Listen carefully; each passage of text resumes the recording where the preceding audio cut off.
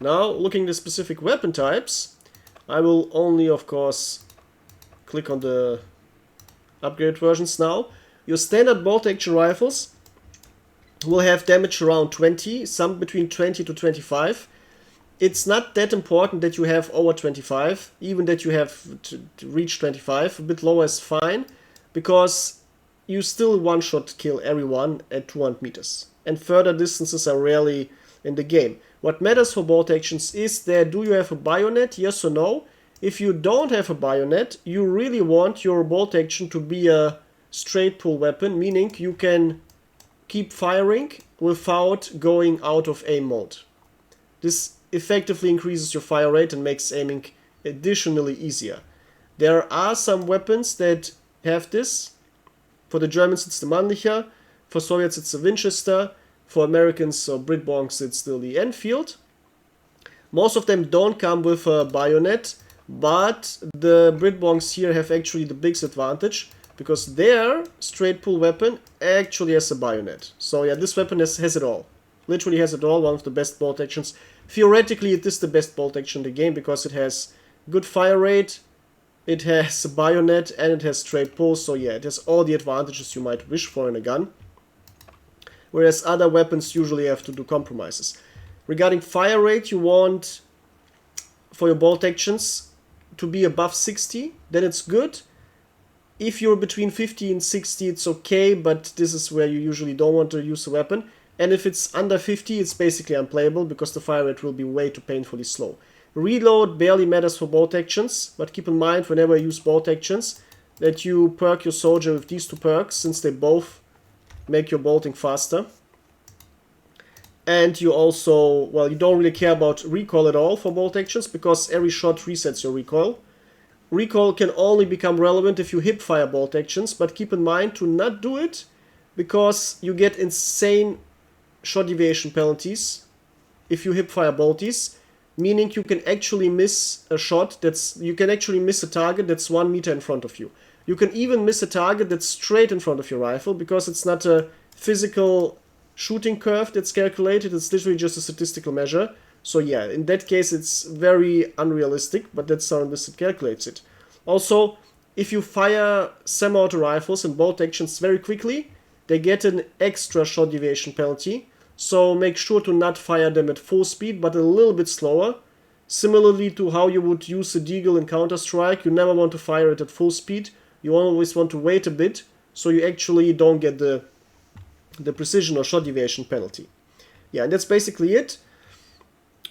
Bolt actions, the bread and butter of your armies, especially in low BR.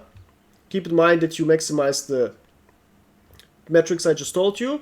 Avoid the bad bolt actions, and you're gonna have a very good time. Now, after reaching BR3, you usually start getting the good semi-auto rifles. Not for Germany though, because it has one of the worst in the game, but still, how do these work? As you can see, basically all semi-auto rifles in the game have over 13.5 damage, to make sure that they always one-shot the targets, even on something like 20-25 meters, so they kill vitality soldiers. Your fire rate will be in the few hundreds, though keep in mind your effective fire rate will be a bit lower if you want to hit your shots. Now, reload speed doesn't matter too much. Shot deviation matters because, as already said, for semi-autos it's high and for bolt actions, so you absolutely want to stand still when firing, because the shot deviation you have is already very high. Any additional shot deviation from not standing still is too much, and you will miss close to more than half of your shots. Then recoil starts becoming relevant for semi-autos, because you actually fire bullets quickly, and semi-autos come with horrendously high recoil. And recoil vertical of 85 is, if you're using the deagle principle of firing, waiting a little bit and firing again, your recoil resets. So there's no problem with that. But if you're spraying, then yeah, recoil becomes a severe problem. And that's why always, as I already said, I can't stress it enough, don't fire as fast as you can with semi-autos, fire a bit slower, and then they actually become good weapons. Now, one of the absolutely most important metrics about semi-autos is the magazine size. Standard size is 10. Sometimes you get less than 10, famously with the Garand for historical reasons, or with BR2 semi-auto rifles you usually only get 5, and with stronger semi-auto rifles you get something between 15 and 20. And that's it. Semi-auto rifles usually are a good upgrade over bolt actions, though only if you use them well. If you don't use them carefully, they will be worse than bolt actions, because having twice as many bullets and a higher fire rate doesn't matter much if you need 4 shots to hit a target. So yeah. And at BR5 you reach the full auto rifles, and these are the absolute truth when it comes to deleting enemies. They have around the same damage as semi-auto rifles, also above the threshold of vitality, 13.5, so they will one-shot targets, though they even can afford hitting targets on longer ranges. They usually come with very high fire rates, so they perform closer to light machine guns very often than they would to full auto rifles. So in Enlisted they're faster and better performing than they actually were in real life. Also, the reload speed becomes actually important, because you can, with your magazine sizes, delete a whole squad without much issue in a short amount of time, or delete half a squad, or spray enough enemies to down them, and then you really want to reload quickly and then reload and then start shooting again. So reload speeds that are low, quite useful, unlike with semi-autos where it's not that important for practical reasons. Then vertical recoil and recoil control becomes relevant, because since these are full auto weapons you actually want to spray them. And here it becomes absolutely relevant to have your perks perfectly set. You don't need horizontal recoil reduction for these weapons, though depending on how well you can control it, it's useful. You absolutely want vertical recoil, because values of over 50 are very high, especially if they reach 70. So yeah, this one though has a very good recoil control of 75, so you don't even feel that. And of course, for full auto weapons, magazine size is essential. 20 bullets is the standard for full auto weapons in Enlisted. Some used to have 15, but that's outdated. Now all of them have 20. Every new player's first addition to bolt actions are the SMGs, and these start out very weak, usually, and it's optimal to look at the American ones for that, because they have around the weakest in the game. You usually get something like 6.5 damage, and you get fire rates of a few hundred. If the weapon overall has weak stats, it will have a higher fire rate of 600 to 700, actually closer to 600. If the other stats are good, it will have a lower fire rate, closer to 400 to 500. So here we can see, alright, we have the average damage, we have quite a high fire rate, so we can expect worse stats in other regards. You will oftentimes see shot deviation close to 100, which is very bad, so these guns become almost unusable on longer ranges, no matter how good you aim. It statistically, around 80 to 90% of your shots are going to miss, so you absolutely want to keep your distance short. And recoil, some of them have high recoil, others slower. Here we have basically no recoil at all, especially since we have high recoil control. So this, if you look at a damage profile like this, you can see that it's useless on longer ranges, but it's extremely easy to control. It's easy, very precise to spray, because even if the game will magically disappear a few of your bullets, you can still easily hold your iron sight on the enemy's heads, because very low recoil, quite okay fire rate, not too high, and very good recoil control. So this is the standard profile for a weapon that you want to aim at heads.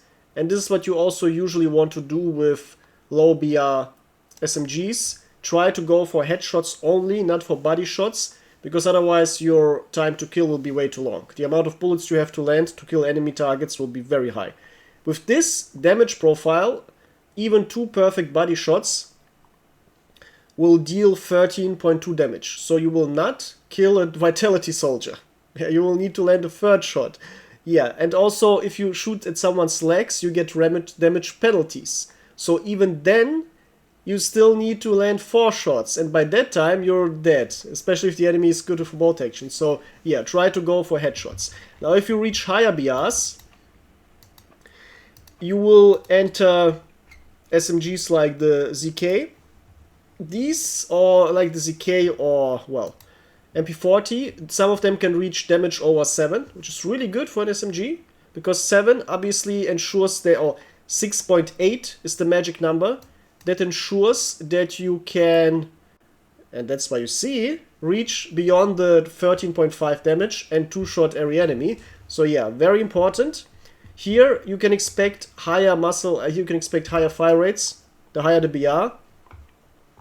And you can sometimes expect better recoil or not, but yeah, the biggest stat change with higher BRs is usually the fire rate. And then some random changes on the other metrics, but the fire rate is the most important metric, since low fire rates are, well, very painful. They weaken an SMG significantly, and the best way for an SMG to become better is getting a higher fire rate. And keep in mind, this one only has 53 shot deviation, so much more precise than the stand that we saw before.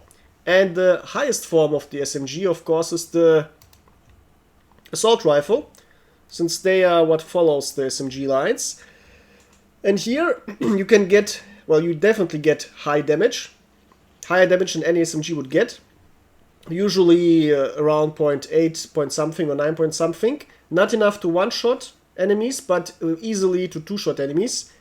Your fire rates will usually be lower than that of SMGs, but your time to kill will be faster nevertheless, because your damage is very high.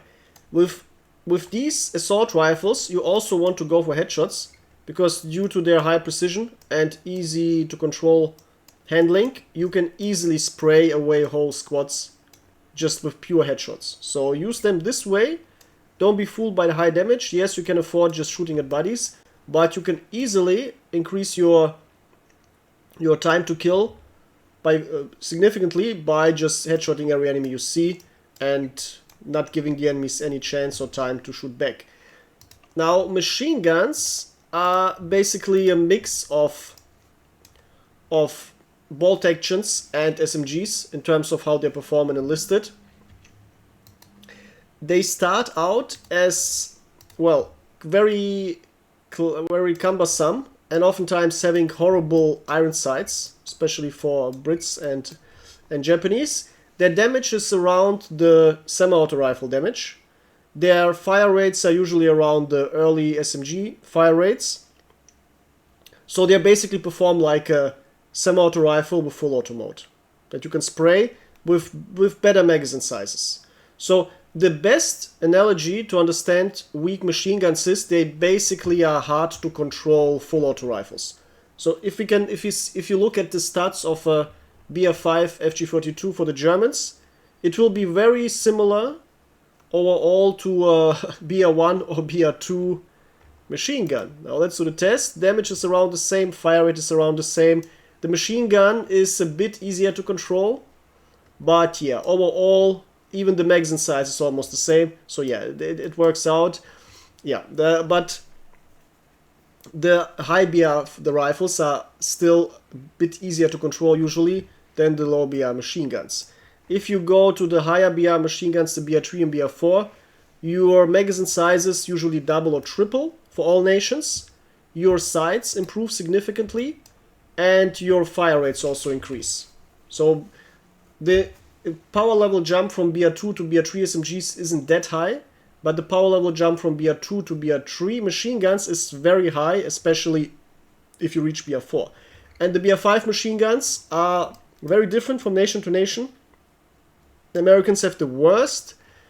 The other nations have all significantly better ones. Germany has the iconic MG42-100 with very good fire rates, though still nerfed relative to the historically accurate number, and humongous magazine sizes, and across the board very good stats. Keep in mind, machine guns in Enlisted have worse precision than in real life. In real life they were extremely precise. You could easily spray targets at 1 kilometer, even further away, if you aim well. In Enlisted they all have their artificial shot deviation, so they don't perform that reliably. And also machine guns often have more horizontal than vertical recoil. In Enlisted, keep in mind, this makes controlling them extremely hard.